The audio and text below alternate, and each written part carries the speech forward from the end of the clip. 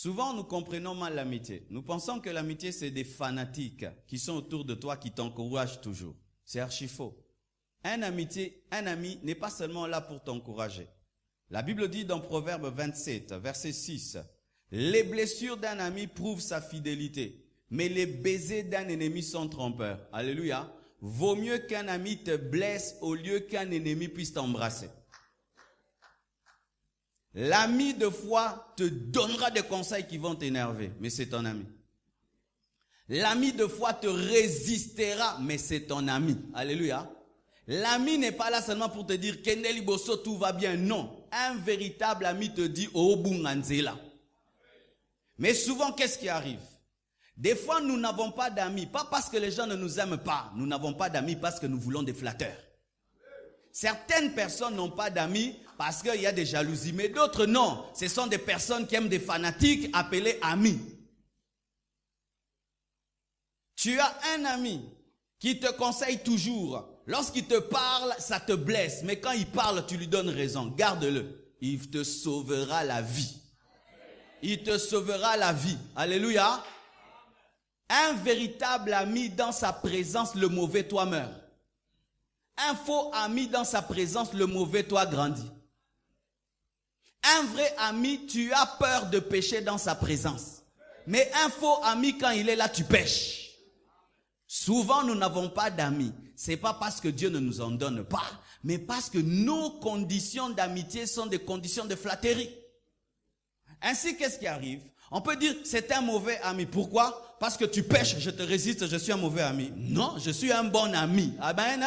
Tu dévies le chemin de Dieu, je te résiste, je suis ton ami. Mais qu'est-ce qui arrive? Nous sommes en train de diluer les vrais amis pour qu'ils deviennent des flatteurs.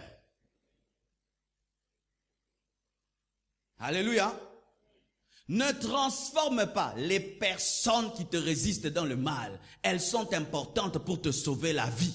Garde ces personnes près de toi. C'est pourquoi vous remarquez que David n'a jamais tué Nathan. Alléluia. Il n'a jamais tué Nathan.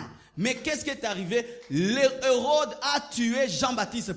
Pourquoi? Il aimait la flatterie. Mais est-ce qu'il est mort un grand roi? David n'a pas tué Nathan. Il est mort sur le trône. Alléluia. Ça veut dire maintenant ceci. Dans l'amour, il y a aussi des blessures de l'amour qui sont importantes. Dans l'amour, des fois, je te corrige, je te punis, mais je t'aime. Maintenant, à l'église, nous comprenons mal l'amour. Quand tu viens à l'église ici, c'est l'amour. On te met sous suspension. Tu es fâché. Oh, bolingo sate. Bolingo kuteza makasi potozo sungo kende lola. Tu entres dans un département, on dit, vous n'allez plus travailler. Oh, et non, c'est comme ça. Alléluia. Tu viens un jour dans mon bureau, tu penses que je vais te flatter, je t'enlève la paix, je t'aime. Je ne te flatte pas, tu dois aller au ciel. Mais quand maintenant on venait à l'église avec des trucs dans la tête, oh là, dans l'amour, tout est bon. Non, archi faux. Nos parents nous aiment, bando gogo la biso. Yanga pensando beta. Mais comment on a ça? Alléluia. Les blessures d'un ami sont meilleures que les embrassements d'un ennemi. Mais qu'est-ce que nous aimons tout le temps? C'est bon, c'est bon, c'est bon. Même les gens, quand ils viennent à l'église, ils vont qu'on dise toujours c'est bon. Qui t'a dit ça, que c'est ça l'amour? On doit toujours vous acclamer. Bolingo, eza, nyon seza malam, flatterie. Non. Jésus, qui est la vérité, qui est l'amour, des fois il prêchait, les gens sont énervés. Des fois même on veut le lapider, mais c'était ça l'amour.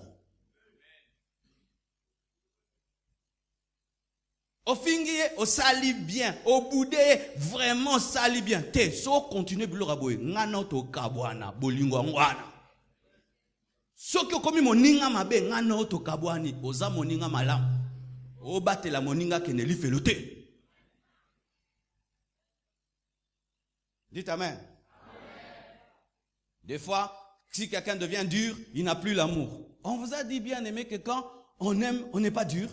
Des fois quand on aime, d'ailleurs on devient très dur. La Bible dit que Dieu châtie celui qui l'aime. Si Dieu t'aime beaucoup, il serait exigeant. Le peuple de Dieu a fait n'importe quoi dans le désert. Dieu ne les a pas tués comme il a fait à Moïse. Moïse seulement, au lieu de frapper, de parler, a frappé, dit tu n'entres pas.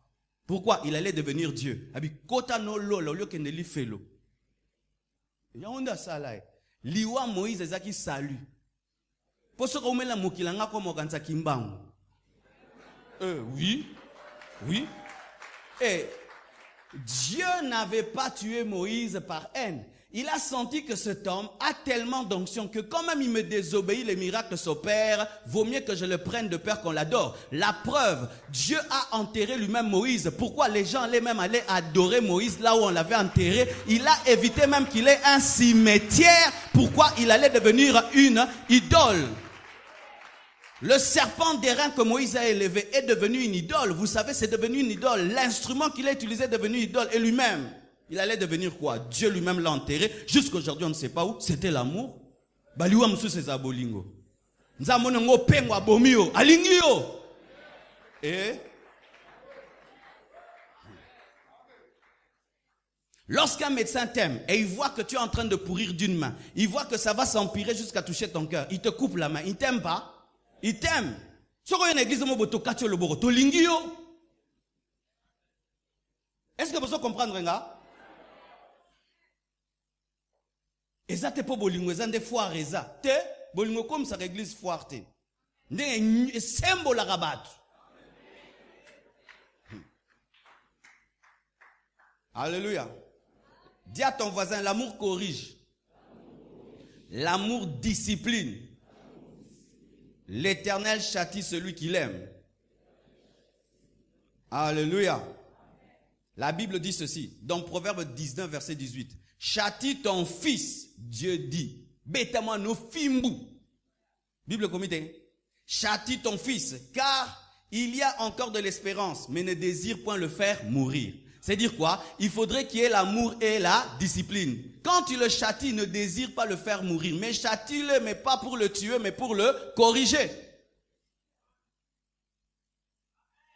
Alléluia. L'amour châtie, non pas pour tuer, mais pour transformer. Proverbe 19, verset 25. Frappe le moqueur, et le sot deviendra sage. Reprends le moqueur. Reprends l'homme intelligent et il comprendra la science. Comprenez cela, mes frères et sœurs, parce qu'il y a au milieu de vous des gens qui sont culpabilisés de bien faire. Amen, hein? Ah oui, culpabilisés de bien faire.